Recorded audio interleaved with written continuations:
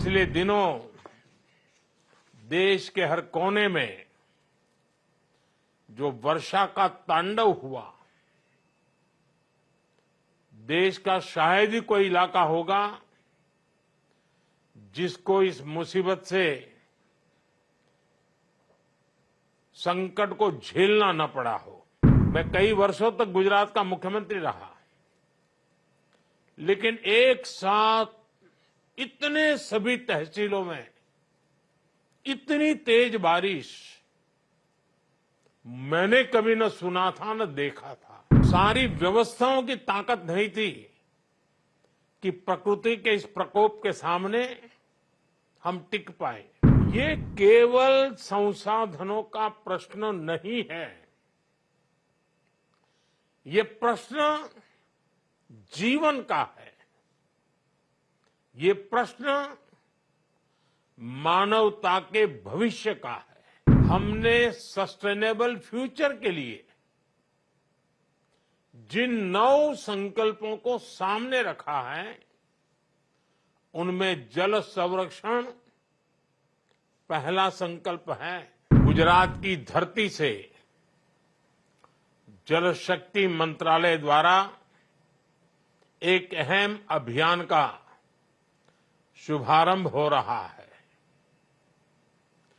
उसके पूर्व पिछले दिनों देश के हर कोने में जो वर्षा का तांडव हुआ, देश का शायद ही कोई इलाका होगा जिसको इस मुसीबत से संकट को झेलना न पड़ा हो। मैं कई वर्षों तक गुजरात का मुख्यमंत्री रहा, लेकिन एक साथ इतने सभी तहसीलों में इतनी तेज बारिश मैंने कभी न सुना था न देखा था। लेकिन इस बार गुजरात में बहुत बड़ा संकट आया। सारी व्यवस्थाओं की ताकत नहीं थी कि प्रकृति के इस प्रकोप के सामने हम टिक पाए। लेकिन गुजरात के लोगों का अपना एक स्वभाव है, देशवासियों का स्वभाव है, सामर्थ्य है कि संकट की घड़ी में कंधे से कंधा मिला करके हर किसी की मदद करता है।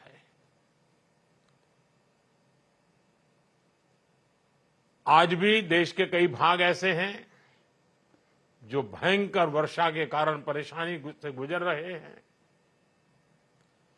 साथियों, जल संचय ये केवल एक पॉलिसी नहीं है, ये एक प्रयास भी है और यूं कहें तो ये एक पुण्य भी है। इसमें उदारता भी है और उत्तरदायित्व भी है।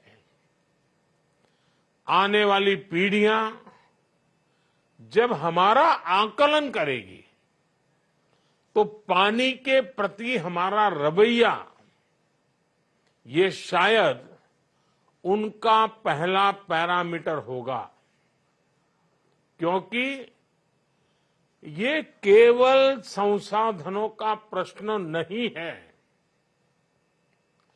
ये प्रश्न जीवन का है। ये प्रश्न मानवता के भविष्य का है। इसलिए हमने सस्टेनेबल फ्यूचर के लिए जिन 9 संकल्पों को सामने रखा है, उनमें जल संरक्षण पहला संकल्प है।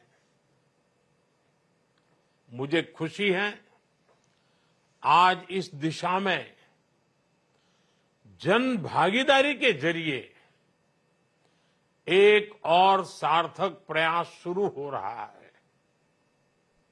मैं इस अवसर पर भारत सरकार के जल शक्ति मंत्रालय को, गुजरात सरकार को और इस अभियान में भाग ले रहे देश के सभी लोगों को शुभकामनाएं देता हूं।